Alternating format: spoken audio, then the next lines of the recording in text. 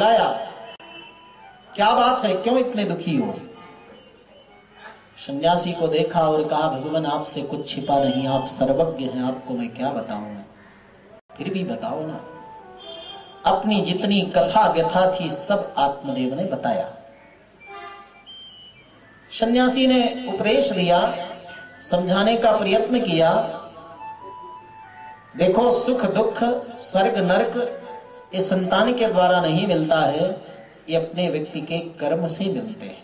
मनेव मनुष्याणाम कारणम बंध मोक्षयोः, बंधन और मोक्ष का कारण मन है, न कि बंधन और मोक्ष का कारण संतान होती है। 60,000 पुत्र थे राजा सगर के, क्या मिला उनको? दुखी तो मिला, कोई जल देने वाला नहीं था।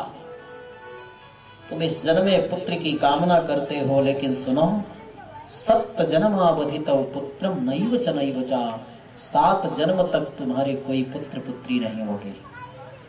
तो और बड़ा दुखी हुआ। सन्यासी ने समझाया कि संसार इसी का नाम है आत्मदेव, जगत इसी को कहते हैं जहां पर अभाव हो। परिपूर्णता तो एकमात्र ईश्वर के पास है, और जगत संसार उसी का नाम है जहां किसी न किसी चीज का अभाव हो।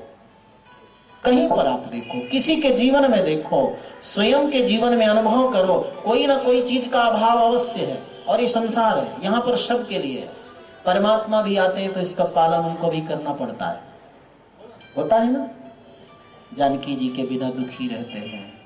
स्वयं राम जी के पिताजी महाराज दशरथ, जिनके बेटा साक्षात ब्रह्म है, और मरते समय 4 बेटों में एक भी पास में नहीं, और जिनके शव को अंतिम संस्कार के लिए 14 दिन तक रखा जाता है।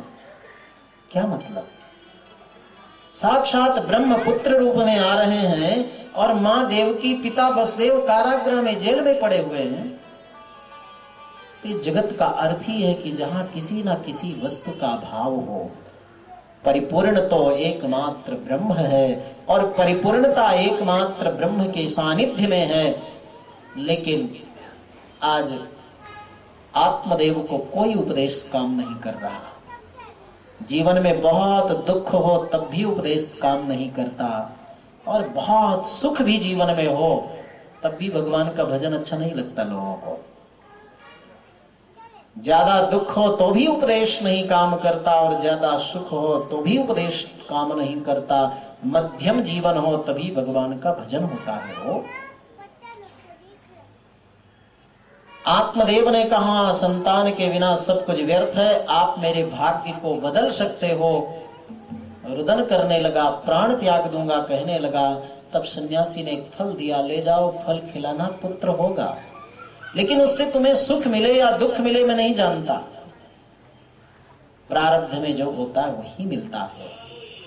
फल दे दिया सन्यासी ने, फल लेकर आया आत्मदेव, पत्नी को दिया, इसको खाओ, सुंदर पुत्र होगा।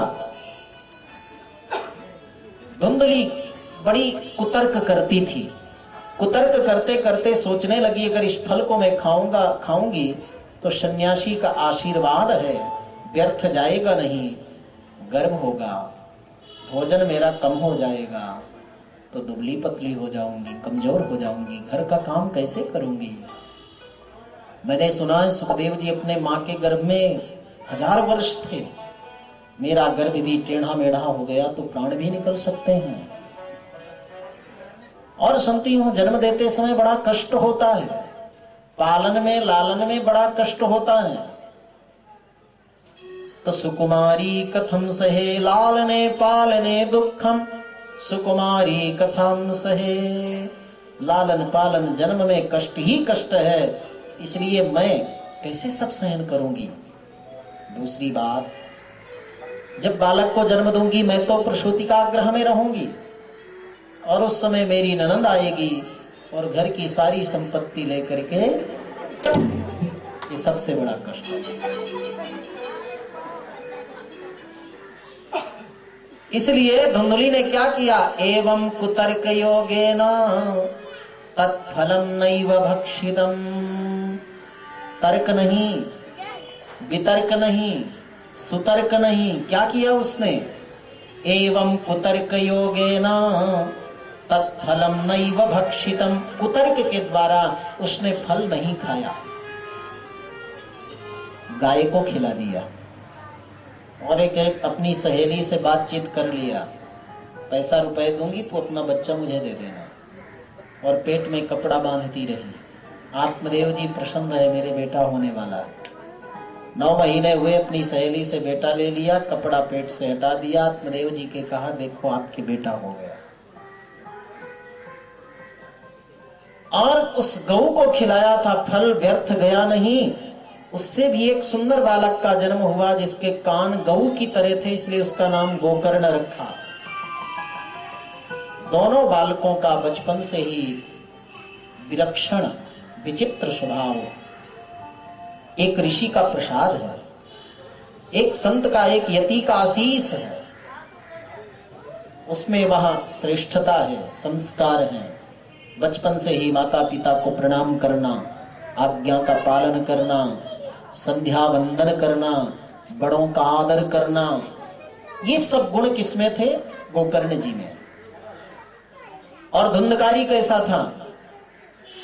सुबह उठता, माता पिता को प्रणाम नहीं करता, अपशब्द कहता, स्नान नहीं करता, बाएं हाथ से भोजन करता, बड़े बूढ़ों को जाते हुए देखकर ढकेल देता, लोगों के झोपड़ी में आग लगा देता, बच्चों को पकड़ करके कुएं में फेंक देता।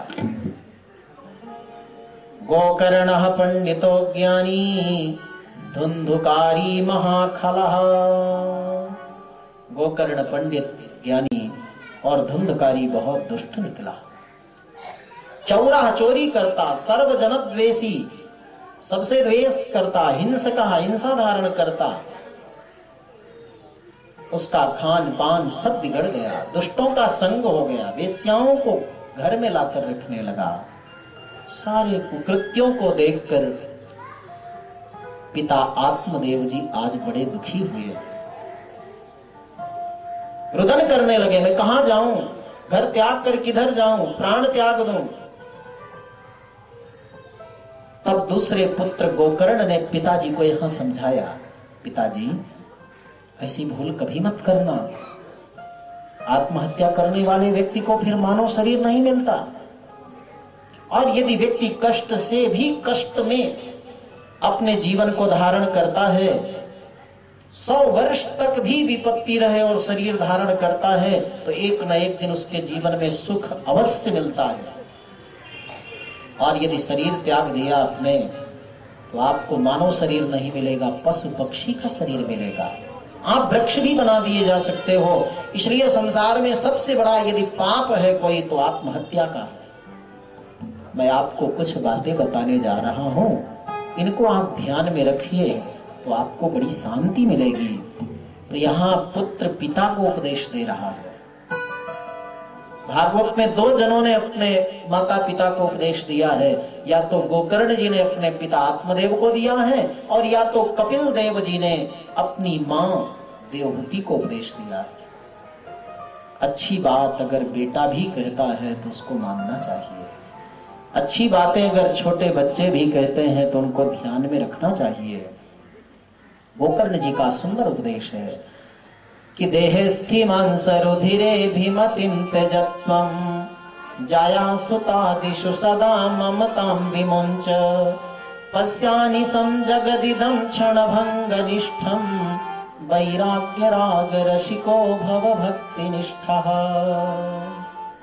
पिताजी, आप पहले एकांत में बैठ जाओ और आप पूछो कि आपका घर ये है, तो आपको उत्तर मिलेगा मेरा घर है, मैं नहीं हूं घर। फिर आप अपने से पूछिए ये शरीर मेरा है, तो उत्तर मिलेगा शरीर मेरा है, मैं नहीं हूं। इंद्रियां मेरी है, मैं नहीं हूं। मन मेरा है, मन मैं नहीं हूं। बुद्धि मेरी है, मैं बुद्धि नहीं हूं। और जहां तक ये उत्तर मिलता जाए मेरा मेरा मेरा मेरा, समझना कि वो अनित्य है, वो नश्वर है, वो अशाश्वत है। तुलसी बाबा ने भी कहा ना, गो गोचर जहां तक मन जाई, गो गोचर